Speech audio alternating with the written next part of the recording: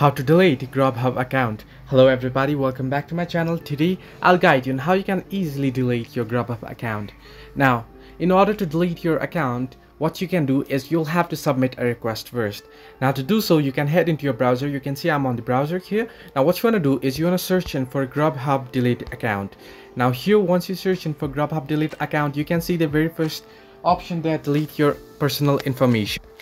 Now here, what you want to do is you can read it there. You may submit a request to delete your account and the personal information we have collected about you. Simply click on it and a link should open up here.